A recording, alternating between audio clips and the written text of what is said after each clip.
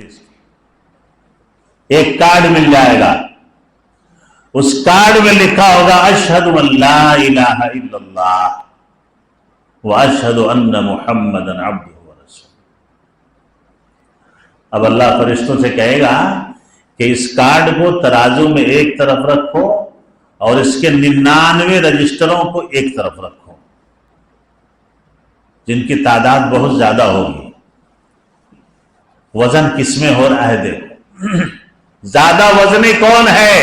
یہ 99 سمجھ میں آ رہا ہے کہ 9 پہ 9 99, یہ 99 گناہوں کے رجسٹروں میں وزن ہے کہ اس توحید میں وزن ہے. اللہ وہ کارڈ توحید کا کارڈ ہوگا, اشہد ان لا الہ الا اللہ واشہد ان محمدا عبدہ ورسولہ. اسے کیا کہتے ہیں؟ بطاقہ توحید, توحید کا کارڈ. جانتے ہیں وہ کارڈ وہ لے کے نہیں گیا ہوگا, اللہ کے حکم سے وہ پرنٹ ہوگا. کیا ہے؟ کون تو مرنے کے میں کارڈا لے کے جاتا, اشہد ان اللہ, اب پھر قبر میں لے کے جائیں گے کارڈ چھپا لے کو, یہ رکھ ڈالو بادرا میں. یہ بھی سمجھا تھا نا, پھر یہ غلط فہمی ہو جائیں گی. کیا بھائی نور, ایک اشہد ان لا الہ الا اللہ کا اچھا بلو پرنٹ مار کے کفن میں ڈالو با, وہاں ضرورت پڑتی تولنے کے لیے کو نہیں.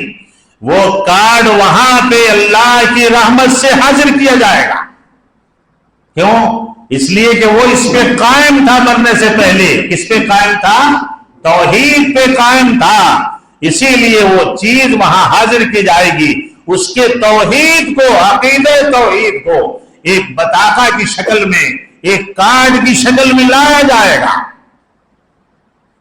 اور جب وزن کیا جائے گا, سبحان اللہ بولیے, وہ توحید کا کارڈ جھک جائے گا اور اللہ کہے گا میرا بندہ موحد ہے اور اس توحید کی وجہ سے میں نے اس کے تمام گناہوں کو معاف کر دیا, اسے میری رحمت کی جنت میں داخل کر دیا. یہ ہے توحید کی برکت, یہ ہے توحید کا معجزہ جو قیامت کے دن بھی دکھے گا. میرے دوست اور بزرگوں, اللہ رب العالمین سورہ انعام میں فرماتا ہے کون ہے؟ قل من ينجيكم من ظلمات البر والبحر تدعونه تضرعا وخفيا لئن انجانا من هذه لنكونن من الشاكرين قل الله ينجيكم منها ومن كل كرب ثم انتم تشركون. تمام مشکلات سے کہہ دیجئے کہ تمام مشکلات سے, چاہے وہ بری ہو یا بحری ہو, کون نجات دیتا ہے؟ اللہ رب العالمین.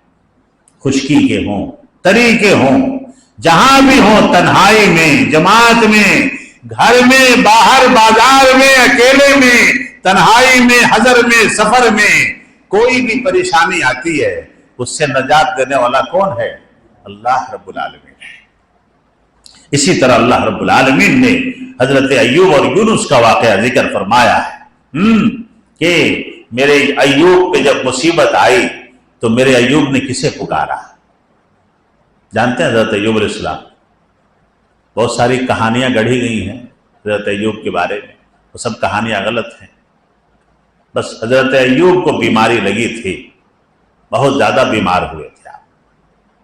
آپ کی دولت ختم ہو گئی, عزت ختم ہو گئی, اور اللہ رب العالمین نے اس حالت میں بھی اس بندے نے اپنے رب کے علاوہ کسی کو نہیں پکارا.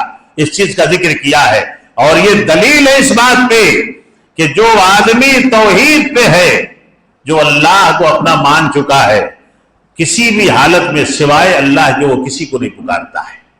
اللہ تعالیٰ ان کے ذکر کو قرآن میں ڈال دیا. وَأَيُّوبَ إِذْ نَادَى رَبَّهُ أَنِّي مَسَّنِيَ الضُّرُّ وَأَنْتَ أَرْحَمُ الرَّاحِمِينَ. میرے بندے کو جب تکلیف ہو گئی, بڑھ گئی, زیادہ پریشان ہو گیا, بہت ساری دولتیں تھی سب ختم ہو گئی, سارے گاؤں کے لوگ دسترخوان پہ کھاتے تھے سب دور ہو گئے, بیماری لگ گئی, جسم کمزور ہو گیا, بیوی محنت مشقت کر کے لا کے شوہر کو کھلا رہی تھی. ایسی حالت میں حضرت ایوب علیہ السلام نے اپنے رب کو پکارا. اللہ رب العالمین نے فرمایا فاستجبنا له فکشفنا ما به من ضر وآتیناہ اہلہ ومثلہم معہم رحمتا من عندنا وذکرى للعابدین. میرا بندہ جب مجھے پکارتا ہے، کوئی کم درجے کی چیز اگر اسے گم ہو گئی، کھو گئی، تھوڑی دولت اگر کھو گئی، تھوڑی سی بیماری لگ گئی، اگر میرا بندہ مجھے پکارتا ہے ان تھوڑی چیز سے زیادہ بڑھا کے اسے عطا کرتا ہوں. اگر مجھے پکارتا ہے، 1000 روپے گم گئے، مجھے پکار رہا ہے، اسے 1,00,000 دے دوں گا، یہ اللہ کہہ رہا ہے. بہر مجھے پکارے ہو. حضرت ایوب علیہ السلام کے پاس فرشتہ آیا. حضرت ایوب نے کہا کہ اے اللہ، مجھے بیماری لگ گئی ہے اور تو رحم کرنے والا ہے، تیرے علاوہ رحم کرنے والا کوئی نہیں، تیرے علاوہ شفا دینے والا کوئی نہیں. بیماری تو نے ہی دی ہے، شفا بھی تو ہی دینے والا ہے. دولت تو نے دیا تھا، دولت چلی گئی، پھر دولت تو ہی دینے والا ہے. اولاد تو نے دیا تھا، وہ بھی چلی گئی، پھر تو ہی اولاد دینے والا ہے. بیویاں تھی، چلی گئی، ایک بج گئی. اللہ سے دعا کیا اے اللہ تو بیویوں کو بھی دینے والا ہے. پہلے جو شان و شوقت نہیں تھی اس سے زیادہ شان و شوقت اللہ نے حضرت ایوب کو عطا فرمایا. قرآن کے الفاظ ہیں، کیا کہا؟ ہم نے ایوب کو شفا بھی دیا. شفا کا انداز کیسا تھا؟ کیسا تھا سنے ہیں کبھی؟ فرشتہ آیا، حضرت ایوب کے لیے لباس لے کر کے آیا. کہاں سے؟ حضرت ایوب کو کہا کہ اپنے پیر سے ماریے زمین پہ. پیر مارا، چشمہ پھوٹ گیا. اللہ نے کہا کہ غسل کر لیجئے. فرشتہ کھڑا ہے، جنت کا لباس لیے پہن لیجئے. حضرت ایوب نے لباس پہن لیا. اب آسمان کی طرف دیکھ رہے ہیں، سونے کی ٹڈیاں برس رہی ہیں. حضرت ایوب علیہ السلام اسے اپنے دامن میں بھر رہے ہیں، جلدی جلدی اٹھا کے سارا گھر بھر دیا سونے کی ٹڈیوں سے. اللہ نے کہا کہ اتنے لالچی ہو گئے ہو. تو حضرت ایوب نے کہا کہ کیا کروں اللہ، تیری رحمت پہ کون لالچ نہیں کرے گا؟ تیری رحمت برس رہی ہے اور کون لالچ نہیں کرے گا؟ تیری رحمت برستی ہو تو کون نہیں جلدی جلدی اٹھائے گا؟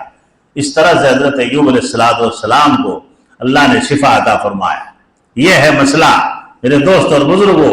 اسی طرح سے اللہ رب العالمین نے ان لوگوں کو تنبیہ کیا ہے جو اللہ سے زیادہ بندوں سے محبت کرتے ہیں. جو محبت اللہ سے ہونی چاہیے وہ محبت بندوں سے ہو جاتی ہے. وَمِنَ النَّاسِ مَن يَتَّخِذُ مِن دُونِ اللَّهِ أَندَادًا يُحِبُّونَهُمْ كَحُبِّ اللَّهِ وَالَّذِينَ آمَنُوا أَشَدُّ حُبًّا لِلَّهِ. دونوں رخ کو اللہ نے اس آیت میں سمجھایا ہے.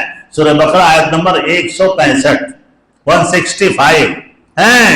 اور لوگوں میں کچھ ایسے ہیں جو اللہ کے علاوہ معبود بنا لیتے ہیں، اور جیسی محبت اللہ سے کرنی چاہیے ویسی محبت ان معبودوں سے کرتے ہیں. اب معبود میں سمجھ جائیے، پھر کھولوں کی سمجھ گئے کس سے محبت کرتے ہیں. اگر کسی کو شرک سے روکا جائے تو گالی دیتا ہے. دیکھیں نہیں پرسوں کتنا بم مار انہیں جوکرا کو، دیکھیں نہیں. شرک سے منع کرنے کے لیے توحید کا پروگرام کیا گیا تو جوکر آ گیا، آیا نہیں بم مارنے. کیوں؟ اس لیے کہ دکان پہ حملہ ہوا تھا، ایمان پہ نہیں. ایمان پہ حملہ نہیں ہوا، کہاں ہوا؟ جو دکان چل رہی ہے نا اس پہ حملہ ہوا، ایمان پہ نہیں. ایمان رہے تو اس نے ایمان پہ حملہ ہوتا. ایمانی سے نہیں ہے. دکان ہے، پھولا بیچنے کی دکان، چادرہ بیچنے کی دکان، اگر بتی بک رہی ہے اس کا کمیشن، چادر بک رہے ہیں اس کا کمیشن، پھٹانے کی کمیشن، مصری کی کمیشن، بتاشے کی کمیشن، اور جو تنخواہ لے رہا وہاں انہیں بھی کمیشن دے رہا. اچھا پرچار کر رہی تو ایڈورٹائز کر رہی، یعنی مارکیٹنگ ہو رہی ہے. اس پہ ہم